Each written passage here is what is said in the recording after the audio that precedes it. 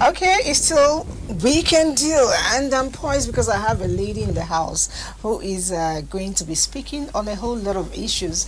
She's one personality I always get delighted, with whenever I have opportunity of speaking with her because of a whole lot of things she's been doing.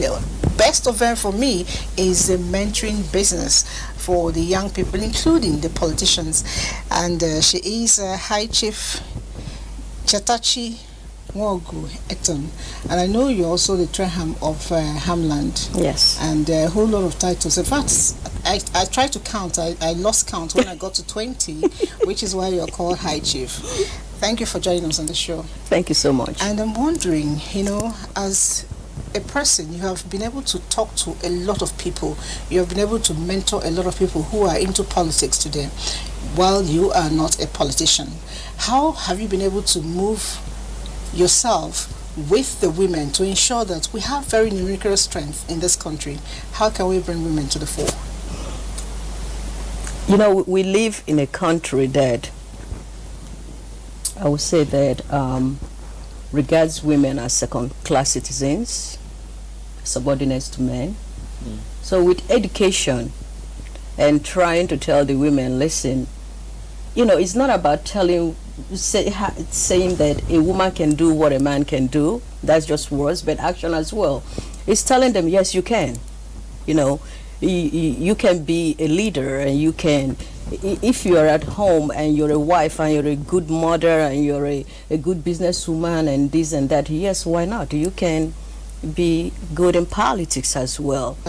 We had this parade of a lot of aspirants, coming in, and the numbers are so much. And at the end of the day, we still have people, trying to still get to declare, as the paper said today.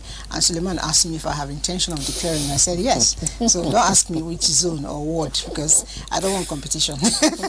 But all the same, what's your take on this large scale of people, vying for very single seats? Yeah, because, they want change. They want to see the status quo. They want to see the affirmative action. They want to see everything change in Nigeria. So, if I have likes right now in politics, I'll be contesting, or I'll be doing my consultations right now as well. It's not late, really. She just told you if she wants to go into politics, she wouldn't continue to say. But obviously, she doesn't want to do that. But then, the one thing that puts me off, really, I don't know.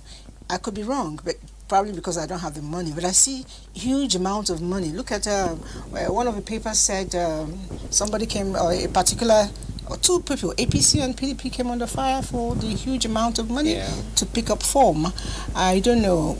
Is it really that necessary? There must be a reason for it. What's your take? You see, the reason is to discourage people. And they still have more than 17. Yeah, to discourage people from buying the form and contesting for the election. So they want to make it, possible for the 1% or the 5%. Now, if they can bring, the prices down or the payments of the forms down, a lot more people will buy. Maybe more women will try to contest for this political. But the party representatives, are actually saying that yes, 100 million for, declaration and expression of interest form for APC, 40 million for PDP, is actually, they don't really want to go to any governor, to say, come and sponsor the party. They want to use this, money being generated from the sales of this form to fund the party. And some are also saying that perhaps is to actually get the real contestant, the serious people, not for everybody. So, Suleiman, does it mean that the serious people are the ones with the money? What happens to the youth? Exactly. It's not the people that have the most money, have the best interest of the masses of the Nigerian population. You and I may have better chances of being good leaders. Going back to the season of declaration, a lot of people have declared. A lot of us still have intent to do that, and I see a lot of our diasporan people, coming in to contest and declare and contest. I don't know. Some of our diasporans have not actually been very much in touch with the home front. I am not a politician, I'm not even a political science student, but I'm wondering how possible it is to rule from a distance. It's very impossible. You know, before you can even declare or make your intentions known, you have to come down. You have to meet the people, like I said before, going back to the grassroots and knowing what the issues are and how to tackle it. You cannot rule from a distance. Okay, nice to know. All right, let's have you speak to the youth before you go. The politics are coming up. A lot of them are wearing jackets upon jackets, ready to play toggery and collect money where possible. But you're a mother, I know, and very importantly, you are a youth lover. You speak to them a whole lot. Could you publicly now speak to them on how to conduct themselves during this period? What they need to know, the youth need to know, is not about the money. It's not about the toggery. You know, you have to think about your life after election. It's not about what you get before the election for you to vote someone in. It's about your life after those individuals are voted in. So it's about thinking about tomorrow, next tomorrow, by the next 4 years. So you collect the money, so what happens? You collect the money, you vote the wrong person in. It's the same cycle, continues all over again. So the youths must now decide on what to do. Listen, I know about being hungry, and if you're a hungry youth or you want to collect that money. But even if you collect the money, vote the right person in.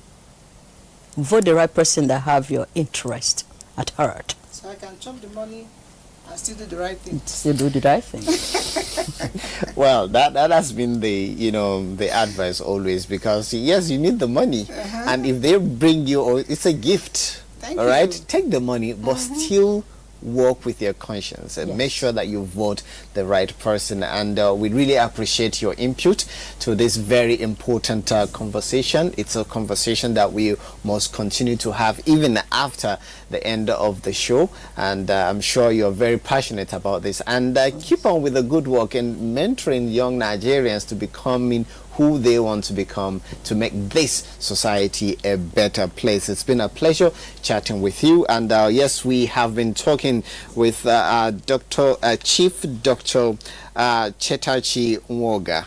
It's been a pleasure. Thank you. Thank you so much. All right, we go on a break, and after that, we'll have more stories for you, and of course, we have another guest that you'll find very interesting as well.